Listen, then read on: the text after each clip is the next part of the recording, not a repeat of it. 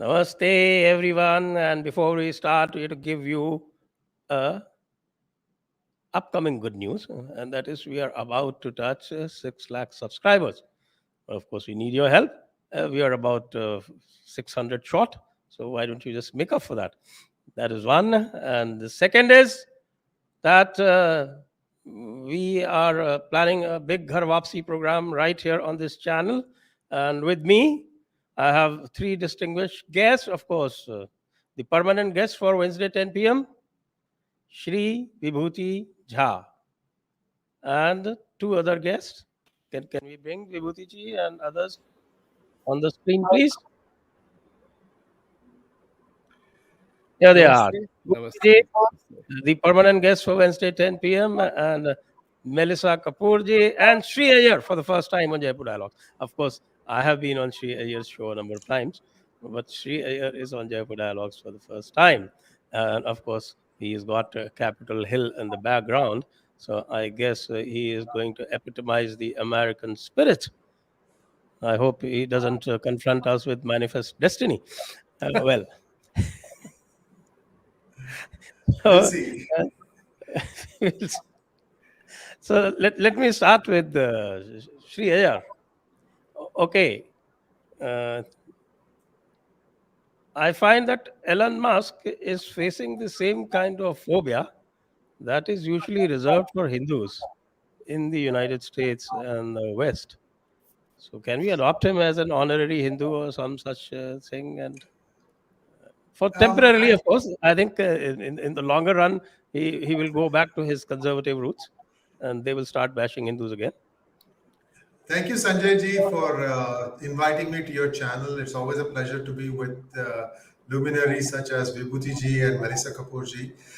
To me, Elon Musk is the latest generation of Steve Jobs in that he is able to run many companies simultaneously and successfully, I might add. Now, in this, I don't know how he's going to run Twitter. And he's born in South Africa. I think he came to the United States to study. Then he joined, I think, PayPal, which is where he made most of his money because PayPal was acquired by eBay. And from there, he went on to found Tesla. And Tesla, he realized that the key to the success of an electric vehicle is the minimum acceptable range.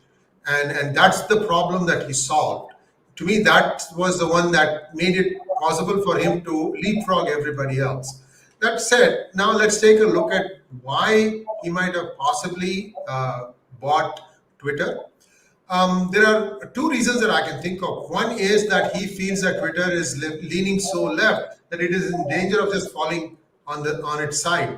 And he wants to say, okay, no, I want this to be a platform for everyone. Because as much as I can see, I don't think Elon Musk has been like a big donor to the Republican Party either. I mean, most Silicon Valleyites are, they donate to both sides. Whoever wins, and then that way they can say, I donated to your campaign. Hedge their bets, so to speak. My take is that's the first one, that he feels like it has gone one way too much, and that since Twitter is the political voice, that's what most politicians use to express their thoughts, also to interact with their constituents. He may have thought that there is a need to see if I can buy this, because this is a considerable amount of his fortune that he has put in this, which means he sees a business angle also. And from the business angle, what I see, Sanjay ji, is that today Twitter is a fairly mature platform, except that Twitter has not been able to turn on the advertising model as successfully as, say, perhaps Facebook has been able to do or YouTube has been able to do. So that would be one place that he would want to address. And by taking something private, he can look inside and see what are the dead wood that Twitter is carrying, get rid of all that. Also, probably put an attitude adjustment to the employees who I feel are confused between their professional responsibilities and obligations and their personal political ideology. And when the ideology, comes in the way of your professionalism, then a software such as social media takes a big hit. So let us say that he's going to do that. Then he can very well clean up Twitter, and then take it back public at a much higher price. And this 44 billion that he is putting in might turn into 120 billion. Who knows? Right. And Melissa ji, how do you look at this? Good news for the Hindus? I think we were being bashed on Twitter a bit too much. Absolutely. And thank you for bringing it around to Hindus, which is my passion, because I do see this as an opportunity for Hindus, an opportunity to sow the seeds for new narratives. And importantly, I think the central narrative that we should be trying to build through potentially this opportunity and any other opportunities for free speech that might arise in the future is Hindu genocide. Get the world understanding that Hindus have been facing genocide for the last 1,000 years, and building a narrative around that protects Hindus, protects them from discrimination, from hate crimes, in a similar way to how awareness of what has happened to the Jewish community is providing protection for Jews. But before we can launch into setting these new narratives, we need to be getting some basics right. And so some of the basics, or the most important basics, I feel, are to do with the English language.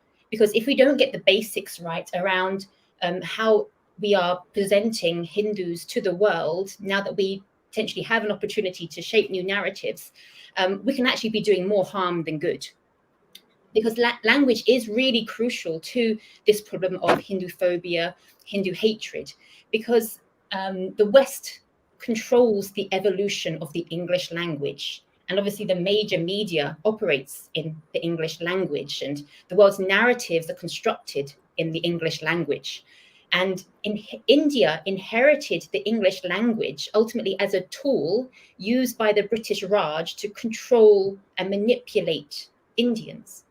So I give the example of the word, let's say the word gravy. My toes always curl when my husband asks me for more gravy, because gravy only means one thing to me as a native Westerner, and that is the sauce you put on your roast beef on a Sunday. And so I know, obviously, in India, the word gravy, it means any type of sauce. To me, it's just the word sauce. But it really makes me wonder if this was some sick joke connived by the British Raj to make fun and to insult Hindus without them even really knowing it.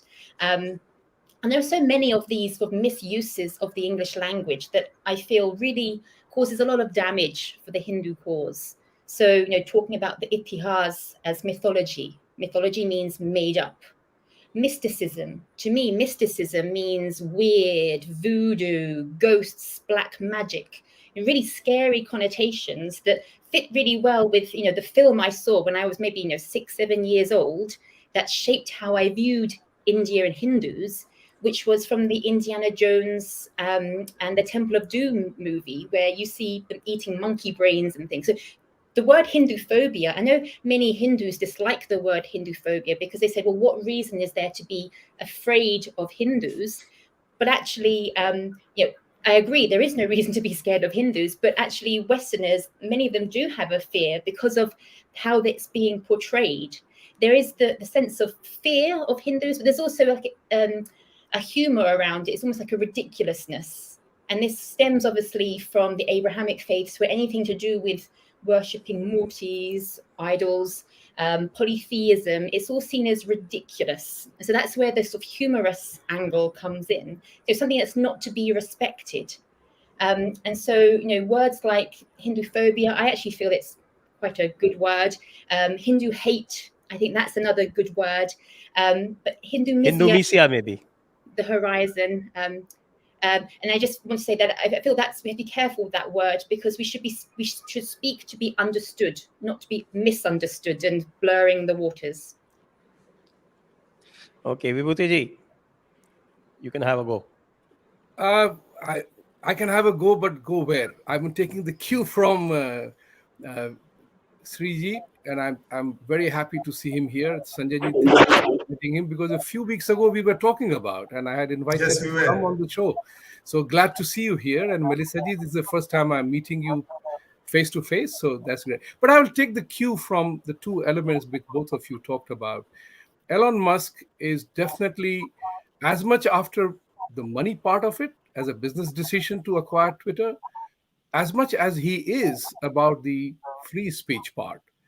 And he has made a public statement in that regard that all my haters, please be there, don't leave. So he wants to make sure that just because you criticize me, I'm not going to banish you, which was happening. Even I got locked in for 24 hours because I questioned a very hateful Hindu diatribe. Actually, it was your revenge then, That's right. I you threw out tweeted, the Twitter guys because yes, they locked you. I tweeted also that I hope Elon Musk succeeds. And I think Brahma said Tathastu, Shivji said Tathastu, ho gaya. So, so he has done it. And it will be an element of free speech. Look at what he has said later on. He totally disapproved Twitter banning the entire story on Trump Jr. fiasco that it happened. The financial controller who initiated the ban and whatever she was doing, she was crying in her speech. Parag Agarwal, Vijaya Gadde, you mean? Vijaya Gadde. yes, He's yes, the yes, yes, the yes. architect of all Hindu hatred. Correct. And then we had Parag Agarwal, who told his employees that their future is uncertain. He could not guarantee that. So there is a meltdown. There is definitely a concern. So it's like my billionaire, Elon Musk is a filthy billionaire who takes over a company, but my billionaire takes over. It's okay. That's the scenario which the left is getting exposed with. It's a very interesting scenario that has happened. And I also said that at last the third law of physics began to take shape and is begun to happen. The reaction has happened. Just the other day, there was one of the Treasury Ministry of Trump, who is always on CNBC. He told Charles Payne, "Why not we take over Facebook? Payne are going to organize some people to take over Facebook, and I'll get you people who will be funding that." So you are now seeing resistance build. Coming to the second part of what Melissa ji said, that Hindu thing part of it, it's very important for us Hindus to be aware of one critical element. We always are apathetic in terms of our reaction. We are always reacting to something others do. And now we know it's bleeding obvious that the entire world is attacking us, particular group of people are in sync in attacking us. That's what is important. It's time for us to get coordinated and respond and be proactive in our response. It's very, very important for us to do that, because if we don't, we forget our status. We are actually an authentic minority in the world matters. We may be a majority in India, but globally, Hindus are a minority. In every community that we are there as NRIs or non-resident Indians, we are a minority. We have not learned the art of seeking minority protection, even in the United States. On the contrary, we are becoming victims of our own success. And these are the stories that we need to address, that we have to be, my favorite theme is that knowing what we know now, we have to be risk intelligent, risk ready, and risk aware. All the three things have to be responded to collectively in a manner that apathy goes aside. And I'm very happy that technologies are now allowing us to get to know these things and react positively to the whole process. Okay, so Sree, just taking you to the other aspect of this whole situation, this Hindu phobia, Hindu misia, and what is also very, very pertinent is the regime change industry in the United States that drives a whole lot of this. And in that sense, Twitter going away from the hand of the leftists should be a relief, don't you think? Yes, it is. And one of the things that I was aghast was initial days. Like I joined Twitter in 2013 or 2014. Probably a little bit of a latecomer because many people joined, I believe, around 2009 and 2010. That's when it really took off. And what I noticed was I did grow briskly And then suddenly it's like I got lumped with one set of people, all of whom got shadow banned. I mean, my follower count is at 28K for the longest time. And my P Gurus, which is the brand, that also has kind of topped off at 40,000. One is verified, the other is not verified. So it is not that verified tick is going to make my life any easier. So what I am surprised is that there were people with 5 followers and 10 followers under a certain Twitter India head who I shall not name. They were getting blue ticks left, right, and center. And the only thing common was they were Hindu haters. They were showing distinct Hinduphobia, and they happened to be from a certain state which thought that it was special. You guys can make up, you know what I'm talking about. I don't want to needlessly give some names and make I you actually lost my blue tick, Oh my goodness. So the thing about getting ahead of a story, unfortunately, everyone here is sharing the same thought that we are reactive rather than proactive, and you'll get proactive when we start actively participating in the political process of the country that we have chosen as home. Now let's take a look at the Indian Americans who are representing Hindus in the Congress and Senate. You know, the Vice President, Kamala Iyer Harris, doesn't even take oath on Gita. She takes oath on 2 Bibles. I say, okay, fine. You really like your Bible, do it. But at least one Gita. I mean, she's half Hindu, so that shows you that they don't think very much about the contribution of Hindu Americans. Either that, or they think that no matter what, Hindu Americans will vote Democrat anyway. The other ones, Raja Krishnamurthy has been okay until he also voted with Ilhan Omar in this Islamophobia bill. And I don't really have very good opinion about Pramila Jaipal or Rokana. Both are ambitious beyond their capacity. I don't think they have done enough to kind of warrant the kind of places that they want to lead in the party. They need to really prove themselves. And what I see is one person shows existential angst every time she takes the podium, and the other person is still confused about Hinduism and Hindutva, except that he will use his grandfather's name as the freedom fighter to get the votes. So Rokhanna, I think, is going to have a tough time this time. We'll see how it plays out. For sure, Raja Krishnamurthy, I think, may not make it to 2022, which means that one genuine, well, I wouldn't say genuine, but better of the lot may not make it. So we'll have to start all over again, push the reset button. And now I'm hoping that some from the GOP, Hindu American candidates, will go into the political stream. Certainly, Kamala Harris is not the one that I knew is not like this. So somewhere something has happened. She has basically laid at the political altar her Hindu American credentials.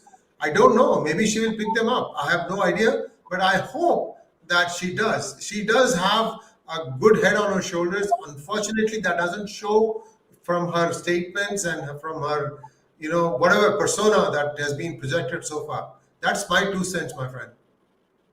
I hope you know that Vibhuti Ji is contesting on the Republican ticket for the New York State Assembly. All the best, Vibhuti Ji. What is the demographic? Unfortunately, just like in India, where you do, Bimaru and this and that, I have to ask you, how's your demography? Demography is obviously, I'm in the blue state, just as you are in the blue state.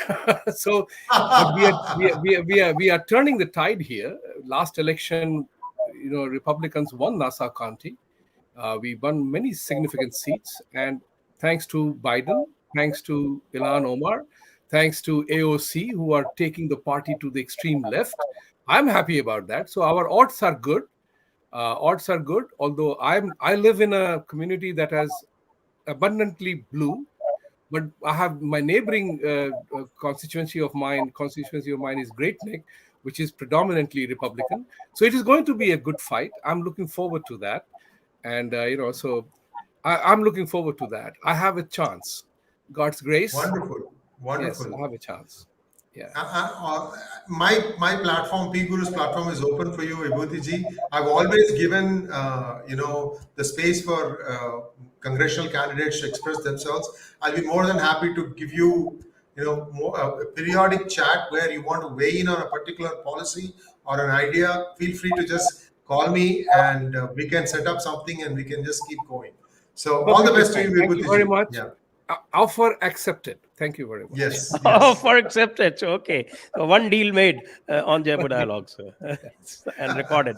So now we come back to Melissa ji. Melissa ji, we're talking about Hindu Misia, and we talked about the Hindu Misia that Twitter represented. So from that point of view, it seems to be a relief. Today, we again saw, I don't know, I don't think you've seen that same old Hinduism versus Hindutva debate is sought to be pinned against the Hindus. And it's exactly like what used to happen in the 19th century when the Indians were accused of being racist on the basis of a fictitious theory called the Aryan invasion theory.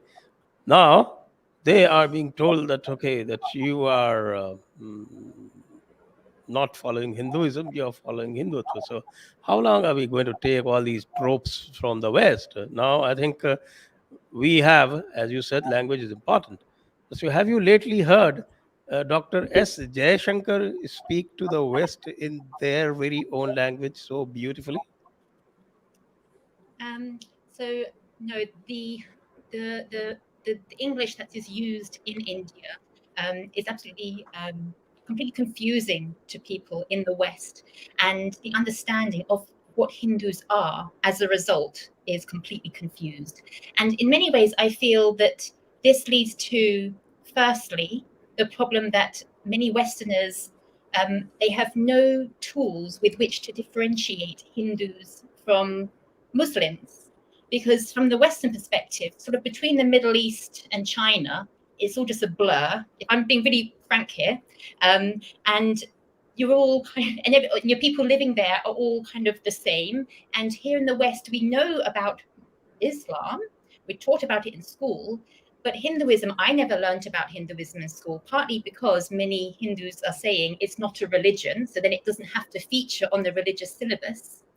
And so people only know that the different religion is Islam. And so Hindus are bracketed in to that same melee, essentially.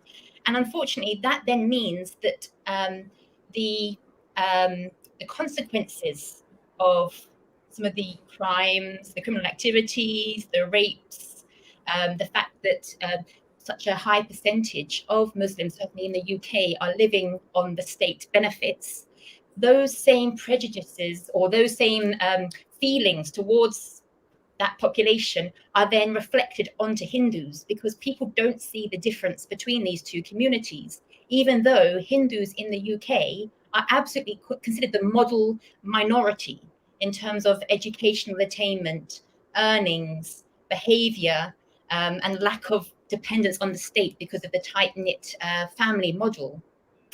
And so, they're these model minorities, but they do face discrimination. They do face hate crimes. For example, my husband, he's been thrown off a train. He's had his head smashed with a glass bottle. But one of the things I find really quite worrying about this is that on paper, it looks as if Hindus do not face discrimination or hate crime, because only 114 hate crimes against Hindus were reported last year. And obviously that just isn't true. If you just take the example of my husband, it's not true. And I think one of the issues here is what Vibhuti Ji was talking about, and Sree Ji before, about we are very reactive, not proactive, because we have such an eagerness to please. We have such Hindus are so deracinated, partly because of the use of the English language, that even when they are facing discrimination and hate crimes, they either don't see it for what it is, or they don't care, essentially. So, for example, there was a report published by the UK government which showed that Hindus reported at the same level of prejudice that they felt that ethnic minorities were experiencing in the UK as the white population.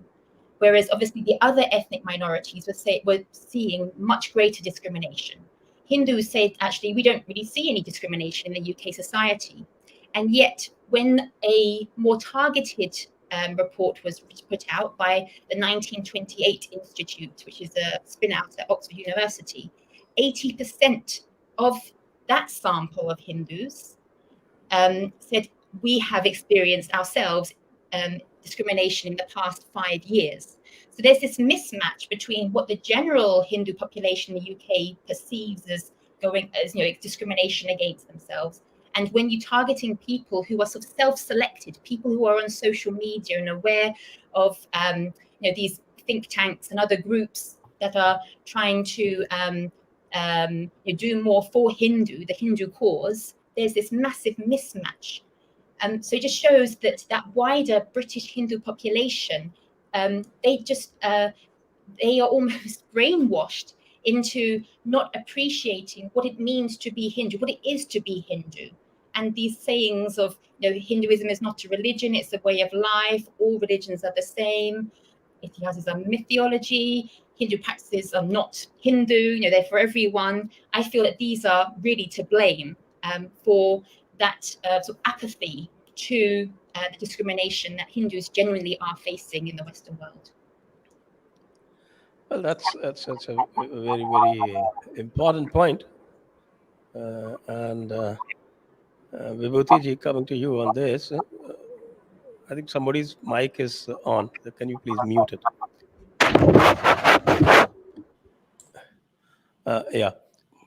Vibhuti Ji, this question about Hinduism not being a religion, being a way of life, in fact, even the Supreme Court is enunciated on that. Do you think that we can position ourselves as a trans religion, a religion which is above all the other religions and can include the other religions if they behave? Thank you for saying what you said, Sanjay Ji, because that's my belief, and I share that with my audiences and people here, my friends, American and all kind, that when they talk about so many gods in Hinduism and all that, and a way of life, I tell them that we have achieved elevated equilibrium in our life. Hindus have achieved elevated equilibrium because we have gone past the stage of dogmas and prayers in the way you prescribe it. Because if Vasudhaiv Kutumbakam has to be truth, is true, then it has to be accepted beyond a family scenario. But the truth of the thing is that we have one sun, one earth, same water, same air, same life-sustaining forces, and life continuous process. Men and women unite, a child is conceived, it takes 9 months for a normal biological child to be born. Nobody's God has been able to alter that fact, the truth. So if the moment you begin to deal with the truth, you achieve elevated equilibrium. That's why we are spiritual. You're baiting the LGBTQ activists. No. What I'm saying is that we have to, and I think I totally agree with Marisa ji, that we have to create our own narrative of our way of life. And that's what is important. And that is, it's so very true in our faith. There is acceptance and respect for whatever you pray, whoever you pray, how you pray. There is a process for that. There is no right or wrong in our faith. We are not a binary yes or no, black or white. We have an open society. If there is any faith that practices true liberalism, a true liberal way of life, it's us. It's Sanatan Dharma. Because it gives people, it encompasses true freedom for everybody, which is not available in other parts of the world. And I have said this many times, and I say this with respect. Where is the true freedom? If there is a mandate that X is the only way or Y is the only way, then where is the freedom to pray? What is the freedom of religion then? So we have to begin to question the authenticity and the rationale. That's what freedom of speech means for me, is to be able to inquire and question the validity of scientific principles. That's where innovations happen. So if apple was falling on the ground, if the question had not come up, why on the ground, we would not have known many more things, scientific discoveries. That's where it happens. That's where we transform. That's where we evolve. It's only when we have the freedom of speech to question and recognize the reality. Science and technology is exposing the what you call the dogma of doctrines in the religious practices the way they exist, and that's the threat which I think this article by this nutcase, I would call him a nutcase, though I'm in America, I've tweeted about it, is talking about attacking Hindus because they fear us. They fear us. They fear that our ideology, our way of life is going to become more dominant, provided, there is a big provided for that. Are we able to carry our narrative forward or not? It is dependent on that. Because the moment others define, then we get defined by others, not by us. It's time for us to do that. And that's where we have to awaken on that regard. Absolutely, and there is Sree raising his finger, obviously, and you may respond to that. But I'll add just one more little thing, taking a cue also from Melissa ji, that why should we be so apologetic about it? Exactly. If we are a superior trans religion, then so be it. Proclaim it. And why be apologetic and say that all religions are not the same? Obviously, they're not the same. I have a full book coming up on that. And yesterday, we had a session with Professor Subhash Kak, and with a very interesting title, The Proof of Existence of God. Yes. And the sum and substance of that particular talk was that the Christian or the Abrahamic God cannot be proved. This existence cannot be proved. But the Vedic God's existence can be proved because it is scientific.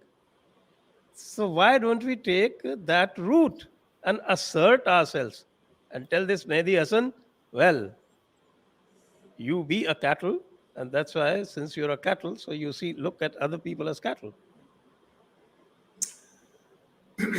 I would like to take further what Vibhuti Jha ji said, and I may have a little bit of a slightly radical way of looking at it. See, when I say I'm a Hindu, that's what others are calling me.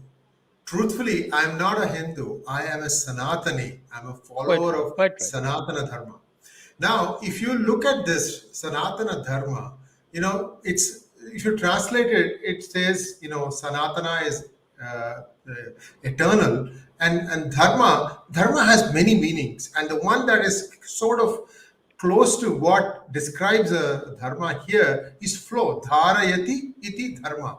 So eternal flow. We don't know when it started. We don't know when it is going to end. It's been there for a long time, and it is very scientific. I'll give you a couple of examples. I don't know if Subhash ji may have talked about this yesterday. If he did, just stop me right away. So, for instance, whenever we make a prayer to our God, we say that if I'm successful in this, I will break 108 coconuts, or I will do 108 Sashtanga Namaskar, or I will do, the thing that we do in front of Ganesha.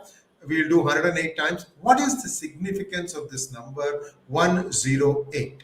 It turns out that if you divide the distance between the sun and the earth and divide that by the diameter of the sun, that works out to 108.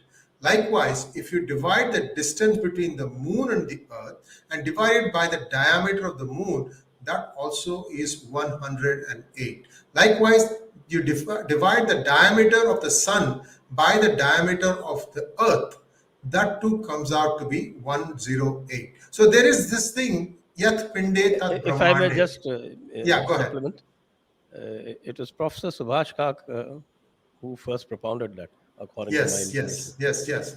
I'm just regurgitating what I heard from him, and that's why I told you, right? If you already touched upon it, then please feel free to stop. Not in yesterday's talk, but that's what he had propounded wonderful. a long time back. He has written a beautiful, what is called History of Indian Science. And that History of Indian Science is there in one of these encyclopedias. And that has all these chapters.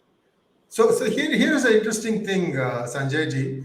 In Buddhism also, when they pray in front of Buddha, they say, if I am successful, I will take 108 bows. They have a certain way to bow in front of Buddha. 108 again. So you see now that whatever we are talking about, the concepts and the precepts, these go back long ways, and they get adapted in some form or the other into Buddhism, Jainism, Sikhism even. I'll give you another example. Um, the the concept of God, right? The concept of God, if you look at it, even in Sanatana Dharma, there's only one God. It's called Parabrahma. But Parabrahma is shapeless and formless. So for people to be able to pray, they had the luxury of defining your own God. If you look at it, there is still, Adi Shankara defines it in Southern Saundarya Lahari, Shiva Shaktya Yukto Bhavati, meaning like there is Shiva and there is Shakti. And this male female component is there in everything that you see around us. For instance, on the earth is there, but unless you plant the seed, you don't get a crop. So this duality is defined, and if you want to pray, you can have any manifestation. Shakti manifests itself or herself as Lakshmi, Parvati, and Saraswati, and these are the consorts of the three gods. See, and we can go on and on. Even though you can say, oh, there are so many crores of gods, but essentially it all comes back to this, Sanjay ji. It is a manifestation of Shakti that the person imagined. Also, one other point to touch upon what Vibhuti ji said, that Sanatana Dharma is a superset because there is a way called Bhakti Yoga where you can choose your personal God. And that personal God could be Allah, that personal God could be Jesus Christ's Father, because Jesus Christ is the Son of God. Jesus Christ, that could be God. So even that is covered in Sanatana Dharma. So this is very, very profound, very scientific. If you go start looking into it, you will find meaning of life and what exactly was it that the rishis were after, what things they observed. Another simple thing I'll tell you, what is Om? Om is the sound of the energy that comes to us from the sun. You need to take the energy down to audible level, that is Om. Now, if you analyze what the Om shape is using a tonoscope, you get a pattern, and that is the Sri Chakra. You see, these are all things that we are worshipping because of the same concept. Yat Pinde, Tat Brahmande. We are a part of this universe. And therefore, whatever we are saying, there's a scientific reason for why we do a certain thing. Okay, Melissa ji, I just put another proposal before you. Yes. So I was intrigued by the point about a Christian God or Muslim God being part of Sanatana. I must admit, because I see them being diametrically opposite. Just 1 minute. I just try and package it for you. The question. You see,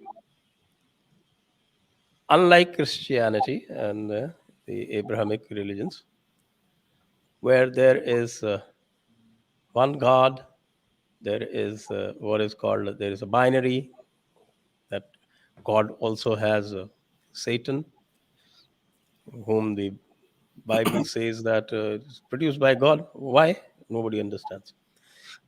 So there's a duality right at the top. It is repeated by the Quran as well.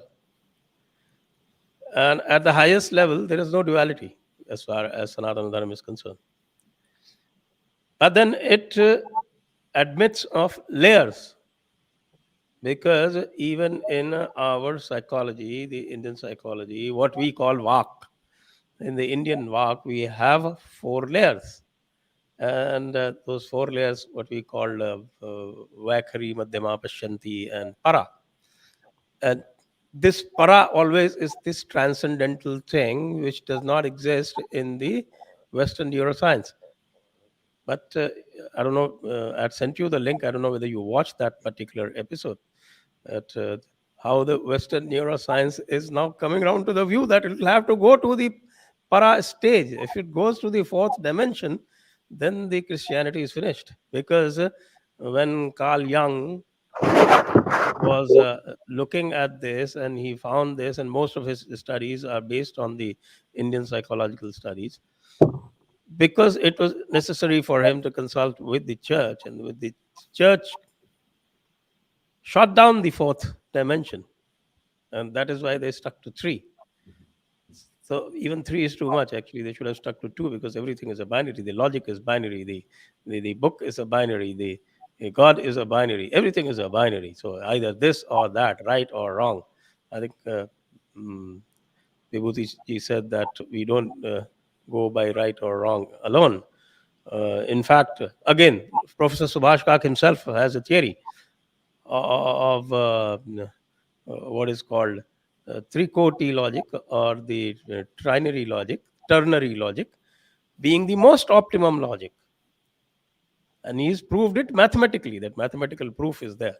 That I can furnish if you're interested. I have a I have a link with me. So here the concept is what is called upadana or karana, that is the Brahman. Then the next level is the Trinity, the actual destroyer, sustainer, and the creator. And then at the third level are the Devatas. And those Devatas are basically the nodes within our brains. And I have, in fact, I've done an episode on that why the Bharatiya concept of Brahman or Ishwara is far superior to the Christian logic, is because the Christian God sits at this third level and then competes with all these devatas. The 33 categories. Koti means not crore, but categories, basically. So that is why a lot of people have this difficulty in admitting that the Sanatan Dharma is a religion. So my proposition is that why don't we call it a trans religion, and be quite open about it? Can be in your face, and I've been telling that, and I haven't received any brickbats as such. I've been telling everybody, when you guys are at a much lower level, as Dalai Lama had said, that the Western psychology compared to the Indian psychology is kindergarten level. And of course, he said that very smilingly, but we can say that with a bit of contempt also, if you want, depending on whom we are talking to. So why don't we consider that? Let's get the language correct, but language correct in a way that Sanatan Dharma is reflected accurately, and not in a way where Sanatan Dharma is actually brought down to that level. Absolutely. So yes, I guess the big issue here, you're right, it's the language. Because as I mentioned at the beginning, the media, the narratives around the world are set in English, a very deficient language, and a very binary language when it comes to understanding religion. But at the moment, in today's world, when us Hindus are here in the UK or in the US, going about our daily business, we are still operating within that binary English framework that exists today. So a big effort needs to be made. Perhaps the government in India needs to be putting together a dedicated task force to understanding the Western mindset, how the English language works from the Westerner's point of view, and ultimately then what steps to take to better represent and describe Sanatana Dharma or Hinduism to the world. Because at the moment, Sanatana Dharma to a Westerner means absolutely nothing. There is only the word Hindu, unfortunately. And so the real danger comes then when people are saying, Hinduism is not a religion, it's a way of life, because that's just laughable to the Westerner. Let's change that. We are a trans religion. We are far superior. Yeah, exactly. Because way of life, I was last year collecting different examples in films and on the media that I was seeing of people using the phrase way of life. And it was, for example, I watched a documentary about criminals in prison, and the criminals there were saying, crime is my way of life. Or I was watching another film with rock stars saying drugs, booze, and sex. Rock and roll is my way of life. And so it is so insulting to my ears to hear people saying Hinduism is a way of life, because you're demeaning Hinduism to that level. So yes. Okay, let's agree to use transcendental religion. Yeah. Because if we say trans religion, it may carry some other meaning. Yes, yes. Yes. Yeah. We are a transcendental religion. Why can't we agree to that?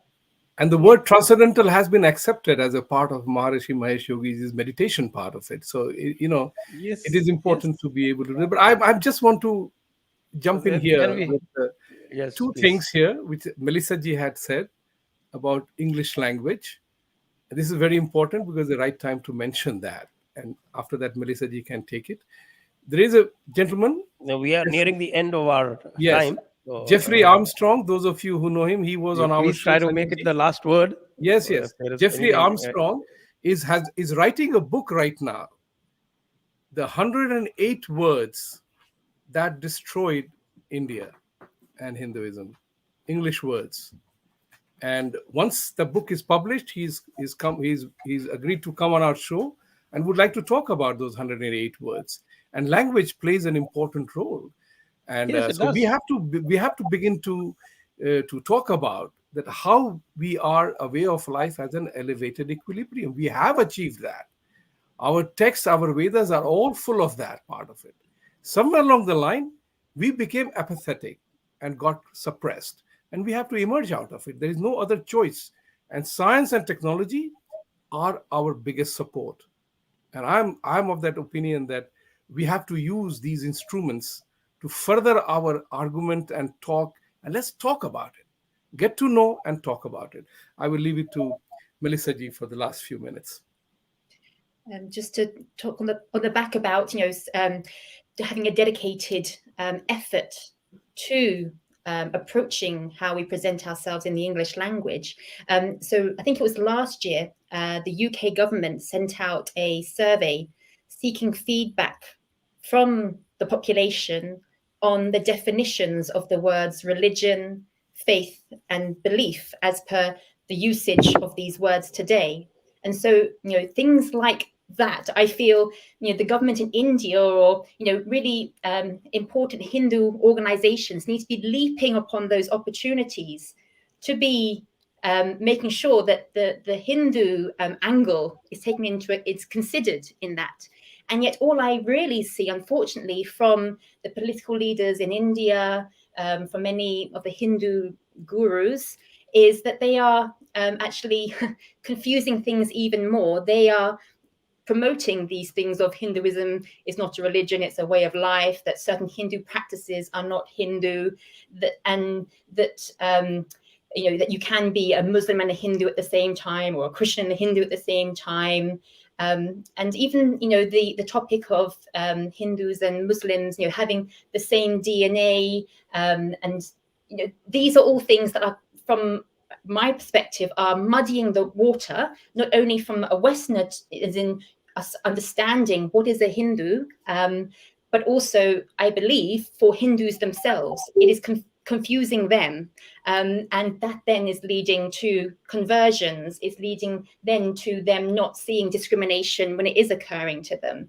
It's leading to them not practicing Hinduism as strongly as they would be if they really understood, what is a Hindu and what are the Hindu practices that seem to be watered down by this sort of neo-Hinduism, this universal Hinduism that seems to be being promoted, instead of a much clearer, much more concise understanding of what is a Hindu.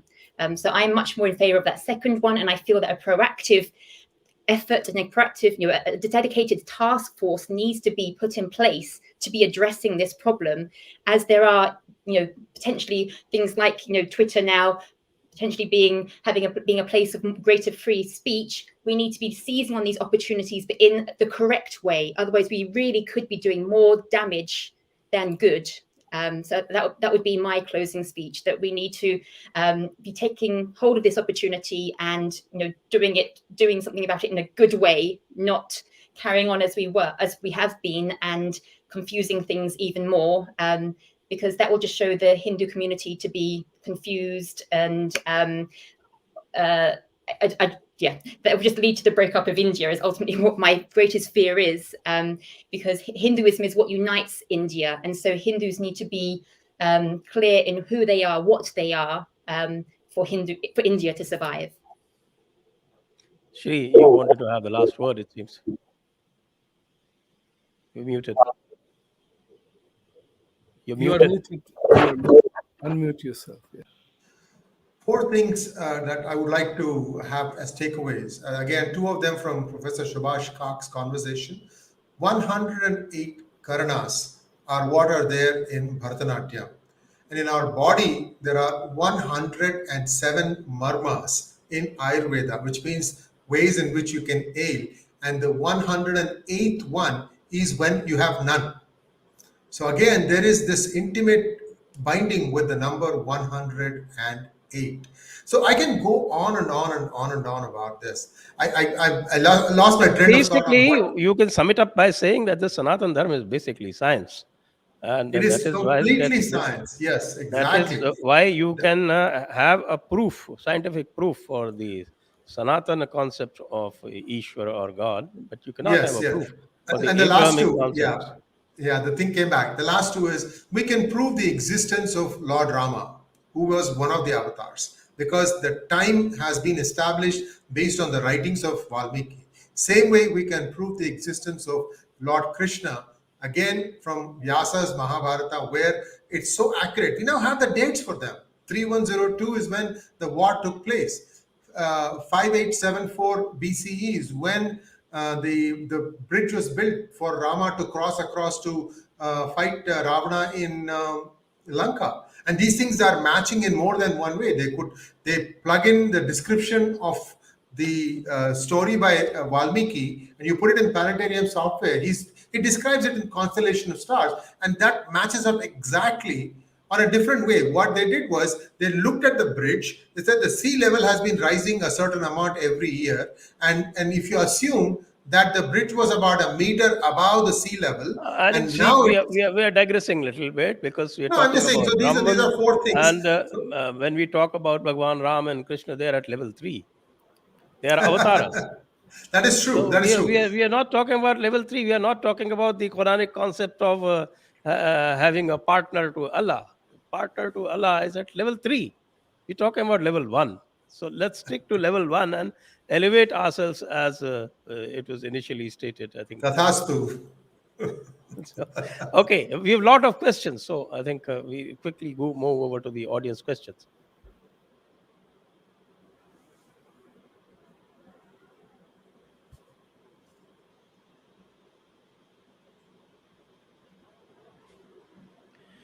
Oh my God, what a long name. We can say TTRNTC. Okay. Respected Sanatanis, US is Patala. Patal. US is Patal. Shani, Shukra, Mahabali, and Snake Race are controlling this planet. Congratulations, Vibhuti Ji and Sree. It's a true America. If you see satanic culture in USA, if you Satanists singing mantra, Chamundi, US deep state. So how's that for an analogy? I have no comments to offer. If anyone has, please join. Otherwise, we move to the next question. No, I think it's a bit of No, this particular Okay. thing makes a statement, makes a question, and answers it also. So it's perfectly Oh fine. yes. right. Okay. So it's a complete statement. Next. Panchar Putra. Welcome. Will Orange Man fly the Tweety bird again? What do you say, Vibhuti Ji? He has said he will not, because he has launched his own truth thing, and there is another thing called Truth Getter. Social. Truth Truth Social. Social, yeah, Truth Social, and he has also started Getter, Gettr. So he's Yes, yes. created alternatives, and he may Join not Getter. want to become a victim of another individual running the show on Twitter. And as the saying goes, at a crucial moment or critical moment, you jam him again. So I think he's using other media thing. But as somebody made a very interesting observation today, that Trump coming would be a big boon to Twitter, because he is the Orange Man, Yeah, is the people. let them pay him for that. He's a Yeah, businessman. He might yeah, take it's a it. business deal. So who never knows? Yeah. Yeah. Next. Again, or TTRNTC. By 2030, you will own nothing and you will be happy. This is what Klaus Schwab has planned for vaccinated inhumans. Do you know first generation globalists like Macron, Boris, Imran, Modi, Trudeau are all in it? Well, that sounds like a conspiracy theory to me. Uh, Thank you, TTRNTC. Next. Sim Singhania. Voice needs to be raised for Nepal Hindus who are more awakened than Indian Hindus and truly fighting for Hindu Rashtra Nepal.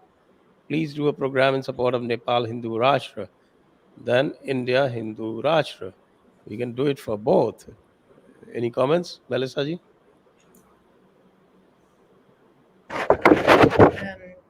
Just to add that, Nepal, the Bangladeshi Hindus, the Pakistani Hindus, these the Hindus living in other countries outside India are really central to all the discussions that are having about what is Hinduism, how should we position ourselves, what do we stand for. So we need to be pulling, considering all of these people in all of those debates, because ultimately, the Hindu Rashtra, it shouldn't just be in India. We should be looking to Tibet, to Nepal, to be expanding beyond.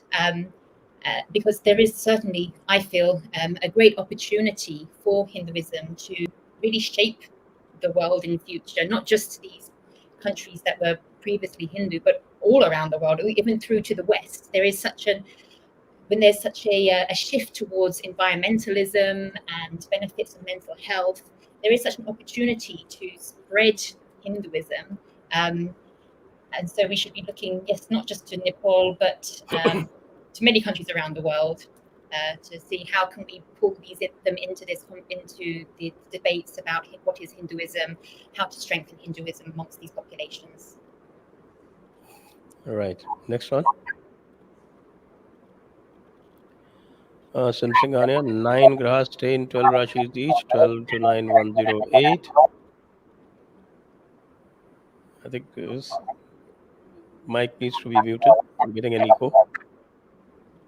Also 27 nakshatras each, 4 step or 4 padas, 27 for 108, plus 108 beads in Hindu Jap Mala.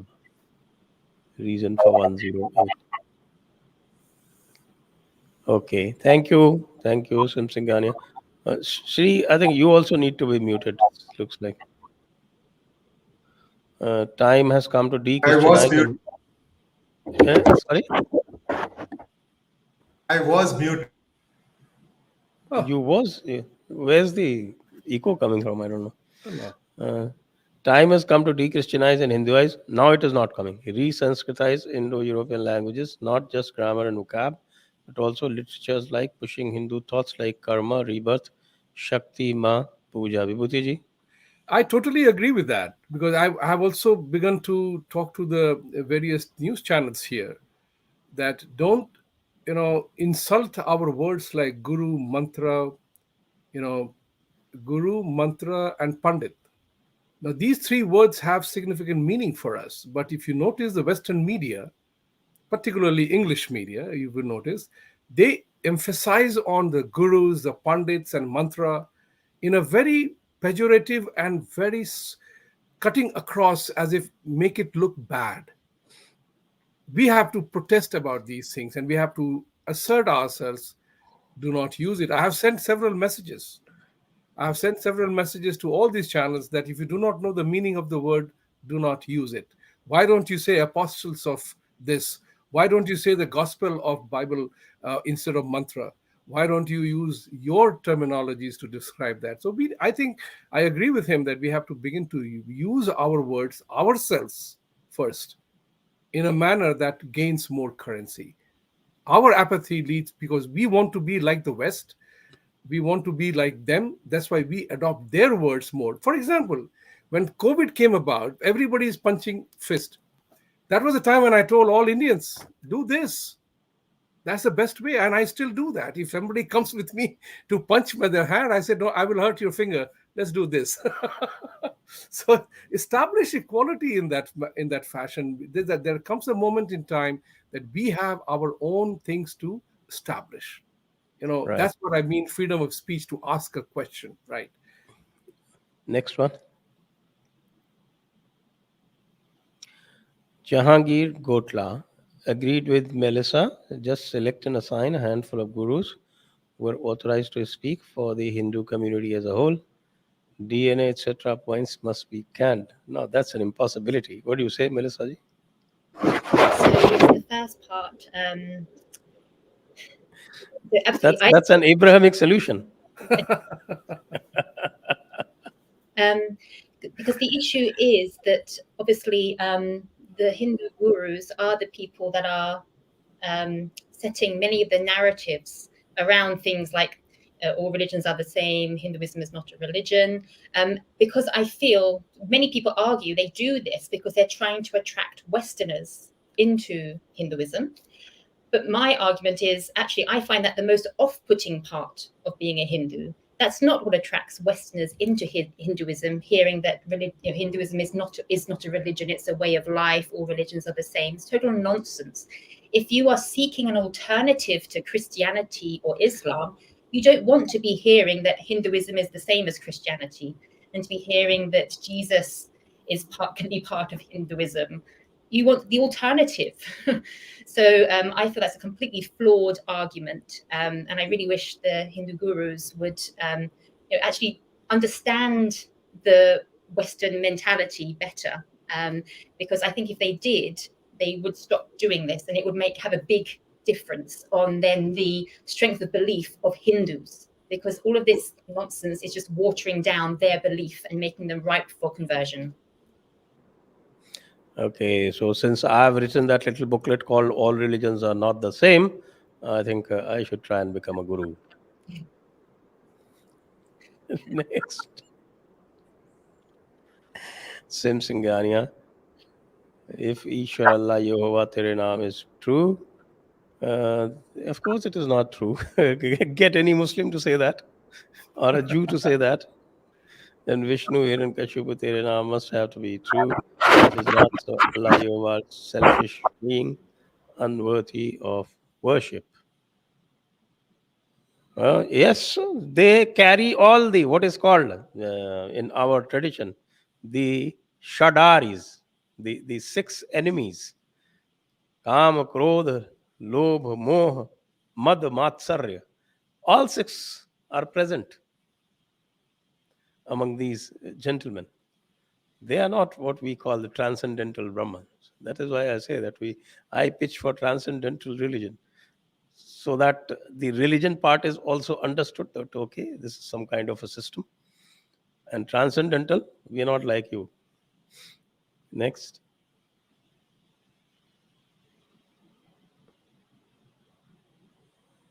Project Hindu Kush. Mandatory Sanskrit from class 110 would solve a lot of breaking India problems. That's what Dr. Ambedkar said. But the Hindi zealots, they're very angry with me actually. I call it that's it. The problem of language is created by the Hindi zealots. They were the ones who scuppered that proposal when everybody was agreed on Sanskrit, except the Hindi guys.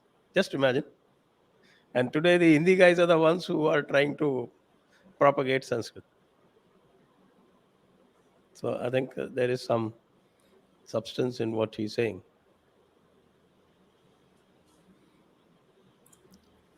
Next, please. Bhavesh Kotecha, Twitter को अपनी चिड़िया भगवा कर देनी चाहिए, बहुत सारों को भगवा मिर्ची लगेगी. I think everyone can have a go at this question. So, Melissa, I suppose you understand Hindi. What they are saying is paint the Tweety bird saffron, and that would give grief to a lot of people. I would like to quote Shakespeare: "Rose by any name would smell just as sweet." I think it's a medium. It has got a certain charm. 140 characters and now 280 characters. You can express a thought quickly, and that's kind of caught on. And people like. I mean, I can tell you from experience, my short videos of less than 10 minutes are much better received than my long videos where I spend hours trying to prepare for it. So short is sweet. I rest my case there. Okay, the trick is don't prepare. I heard the word twit long time back when I was in Delhi. So one of my boss, American boss, called somebody a twit. That was the first time I heard the word twit. Oh, Then he explained to me, and I always say, it's only a twit that twits on the Twitter. So Twitter has made us all twits, fighting over 140 characters. Okay. That's all in good humor. Yes, indeed, it is. Next. Okay, so that brings us to the close of this session. So thank you so much, Melissa ji, Sree, and Vibhuti ji. It was wonderful having you all here on Jaipur Dialogues, and I'm sure that we should be meeting quite often. Thank you, all the viewers. Thank you, everyone. Just remember, we are only about 500 short of 6 lakh viewers. Why don't we do it tonight? So please subscribe and please support. Thank you. Good night from here. Jai Hind, Vande Mataram. Thank you. Satyameva Jayate Vande Mataram. Thank you. Jai Shri Ram.